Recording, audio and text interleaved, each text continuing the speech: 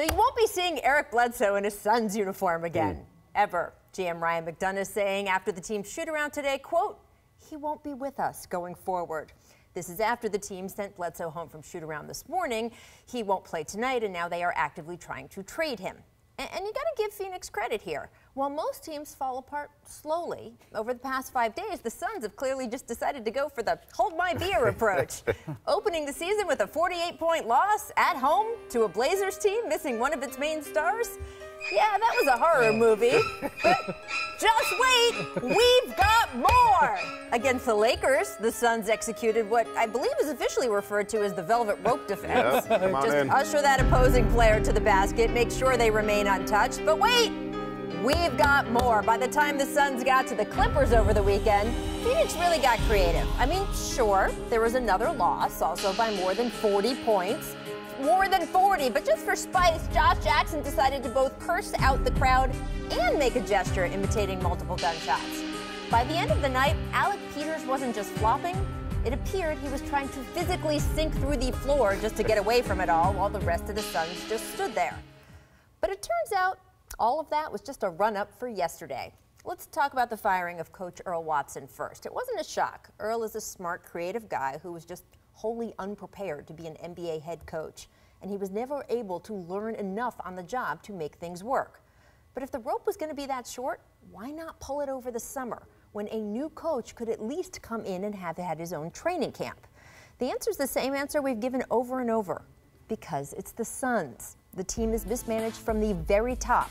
And every time owner Robert Sarver promises a fresh start or a new direction, something he did as recently as Wednesday, mind you, both he and the folks he hires figure out a way to sabotage it. I mean, this was a team that couldn't even tank right last season. Which brings us back to Bledsoe, who was frustrated last spring when he was benched during said tanking. Adrian Wojnarowski reporting this morning that Bledsoe actually met with Sarver and asked for a trade this preseason. Then yesterday, he sent out the tweet that sent the NBA into convulsions. Quote, I don't want to be here. There was some excuse from Bledsoe's side that he was tweeting about being stuck at his wife's hair salon, but come on. If you were Eric and you have watched everyone from Isaiah Thomas to Goran Dragic to the Morris twins move on to NBA freedom without you, wouldn't you spend Saturday evening trying to find your old locker at the Staples Center and hiding in it while the Suns team bus left?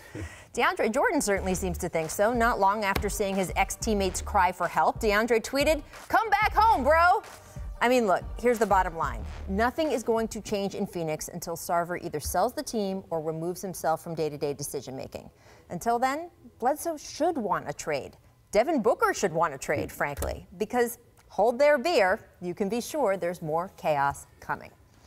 Brian, what is the market at this point for Eric Bledsoe? What do we expect to have happen Well, the here? Suns have now badly leveraged themselves because they've sent him home and made it clear that he will not show back up. He's not playing again. He will not show back up until he's traded. So he's played his last game for the Suns, allegedly. There are several teams that make really good sense here. The Denver Nuggets could add him to their, they need defense. He would be really good for them. The Philly 76ers, it would be of interest. They've got young pieces and picks. They could bring in a veteran like him. The Cleveland Cavaliers will always be mentioned because of a connection with LeBron James.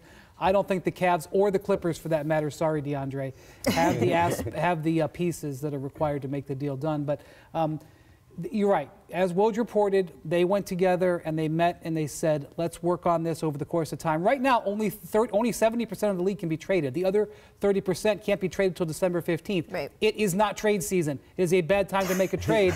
But Brian's like, don't do this to my phone. It's not trade season, people. But he has forced it with this tweet, quite frankly. I mean, didn't they look into a deal with Denver over the summer? Wasn't that part of the equation? Is getting Moutier really going to help a Suns team that's having some problems right now?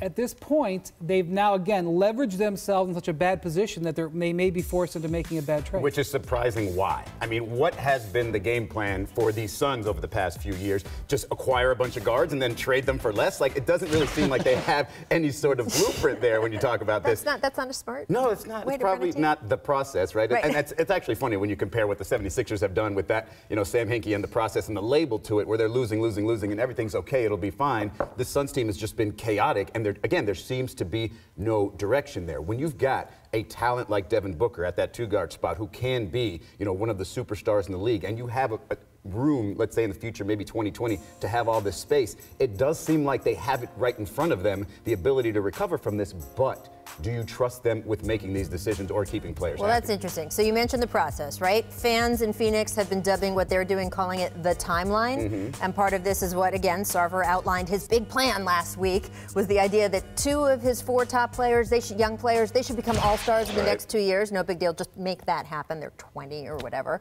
And then also acquire 2 big free agents in the next couple years, because, again, that's easy to do. Well, here was the genius about trust the process. There was no timeline. Right. It's done when it's done, and then you celebrate it because, hey, it happened. This, when you're putting a deadline on it, it's even more dangerous. Well, isn't the genius about the process, if it turns out to be that way, that they had Sam Hinkie and then Colangelo in charge? Who do you have running the Suns? That's the biggest difference with the timeline. This is what Bledsoe was saying. Bledsoe's saying, I'm in my prime right now. Yes. I don't want to be on this. I don't got no timeline. I don't want to be on the cycle. Plus, the Suns have had 4 top 8 picks in the past 4 years, and none of them to this point. Now we'll see. They've got a young guy on the team right now, Josh Jackson, but none of the other guys are working out.